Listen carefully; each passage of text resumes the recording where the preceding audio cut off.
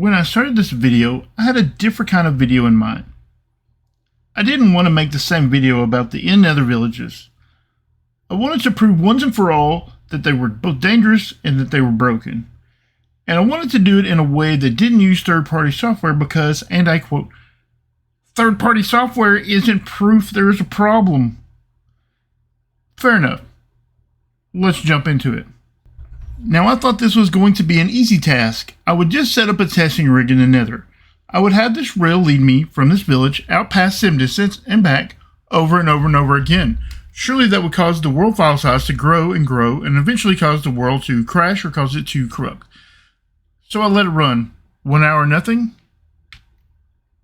2 hours nothing. 4 hours nothing. I went from broke. 12 hours, nothing. The only thing I accomplished was wasting electricity.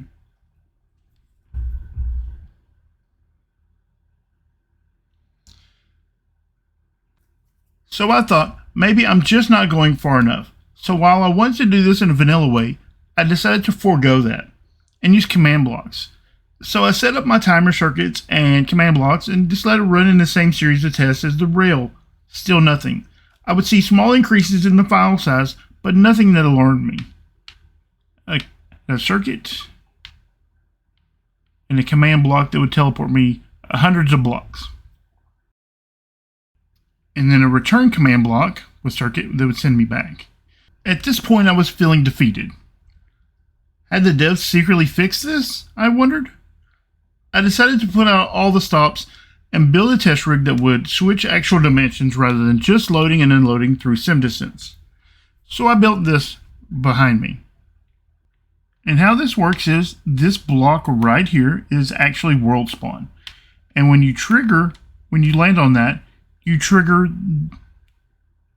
a tripwire which dumps you into the end portal. Then you end up in the end dimension where there's a village. You get washed into here, and there are cobwebs here so that you spend a little extra time in the end dimension, hopefully allowing time for the villager to link to the bed.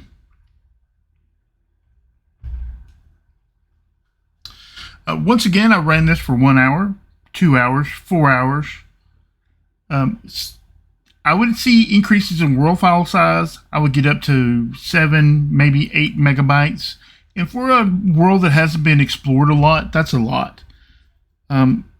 But then I would see it crash back down to 3.8.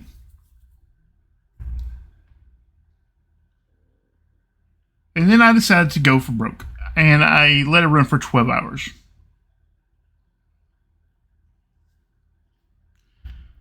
And I had an issue. Now, either the world file size got too large, the world corrupted, or potentially some other kind of issue that I don't know about. When I went to go and save the game, it wouldn't save. It just sat on the saving screen, and I watched it for 10 minutes, and eventually I had to manually just close the game out. So I had accomplished something. I had caused a problem in the game through End and Nether villages. Final conclusions of this are that, yeah, you can break the game with End and Nether villages, but you would most likely have to be doing it on purpose. So despite me starting the video wanting to prove how dangerous they were, I proved the opposite. And you can't base your conclusions on things that you thought were true before. I tested it multiple times. I tested it for short periods, long periods, over multiple days. And while you can crash the game in some manner, you're going to have a hard time doing it. Now, some of the science of why you can't do this anymore is, I turned to my friend Rufus Atticus and linked to his channel in the description. And he reminded me about part of the code where the game will try to repair itself. It will try to fix corruptions. It will shrink the world file size. And it does this in a way because it condenses the DB file. So any ghost data that you have in the DB file isn't going to be very large, and it's going to condense it each and every time. So it might take hundreds of thousands of these ghost data to cause an issue. I mean, I don't know how many it would take. I guess we could do the math, but you would have to be doing this on purpose. I'm going to say it's no longer dangerous for the average player to build Nether or in villages. Despite not being successful in breaking the worlds, I still had a job to do, and that was prove that the villages were still broken. So let's jump into a new world. So here we are with a small representation of a trading hall. Let's place 5 librarians on the right hand side and 5 Fletchers on the left hand side.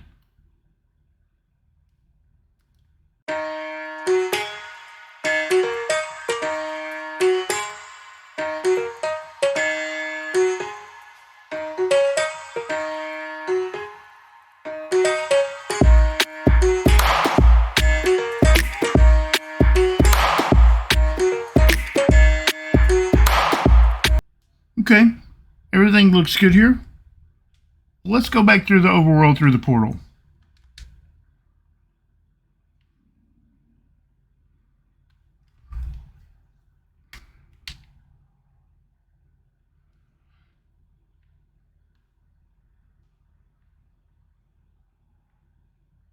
Now, nothing has changed.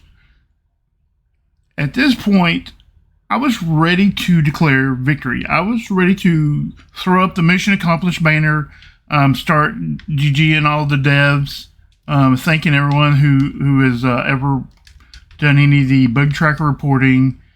We can test this as many times as you want. We can go in and out of this portal a bunch of times.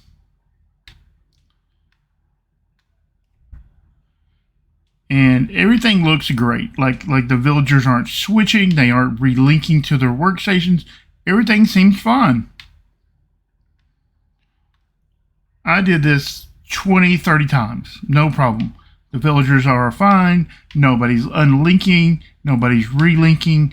There doesn't seem to be an issue here. Like I said, I was ready to assume that the devs had fixed it somehow. I mean, sometimes they don't put all the change logs in the change log. They don't put all the changes in the change log. But then I did this. And I'm going to do this in real time so you can see it. I saved and quit.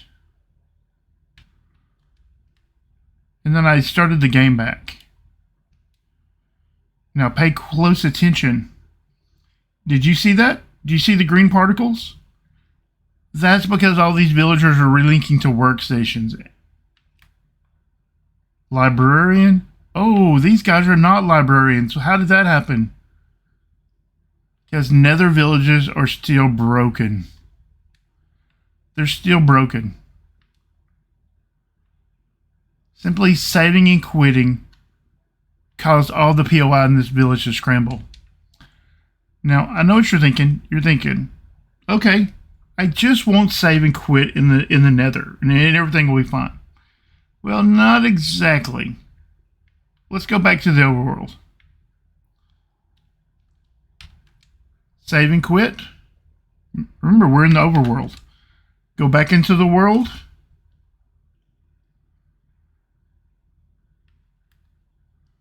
Go back to the Nether. You see the green particles again? You see everybody switching around? It's the saving and quitting now. It's no longer simply the act of loading and unloading in the dimension. It's no longer, that's not the problem anymore. That's why we can't corrupt the world through loading and unloading the village. That's why we weren't seeing problems. It's the saving and quitting. It isn't saving these villages properly. It doesn't have a dimension tag. The game doesn't know that this village is in the Nether. It assumes this village is in the overworld. So if the devs would simply add a dimension tag to each village so that the game would understand where the villages are, I believe this would fix the problem. And that solution was was thought up by Rufus Atticus. So I want to give him all the credit in the world. And like I said, link in the description for him.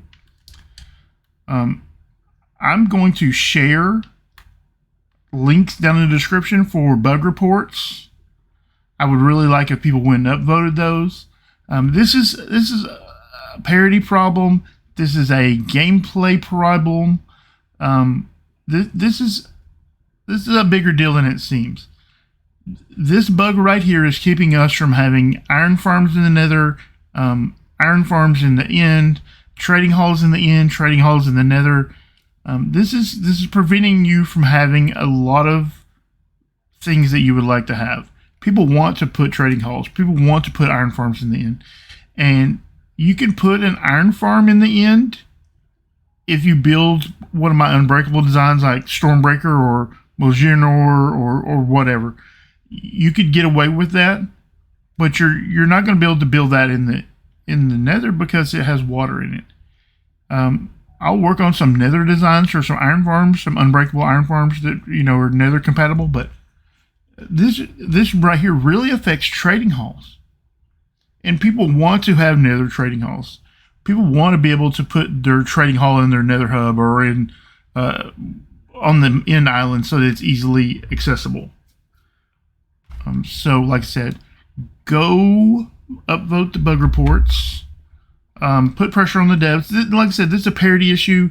If parity is really a thing that the devs care about, then they'll work on this. And if they don't, then it's time to admit that Bedrock and Java are separate games and let them each go their own way. If the devs are watching this, I want to say that I have been playing with the 1.18 Caves and Cliff experimental toggle. And I'm a big fan of the world generation currently, where there are not a million caves on the surface, where the world looks really, really smooth. So I don't want to be this all like doom and gloom towards the devs. I want to say thumbs up on that. I really, really like the caves. I really like the smoothness of the world surface. So thumbs up to that. One other thing, if you see any of the Halo devs on the Microsoft campus, please give them the highest of 5s and tell them great job on the new Halo game. And if reports are true that bots are teabagging players, that is the funniest thing I've ever heard. So please give those guys the highest of 5s. That's it. Thank you for watching. Please share this video. Please upvote the bug reports. I don't want to make another one of these videos in a few months. I really want this to be fixed. So please share this. Please get the devs talking about it. Please upvote the bug reports.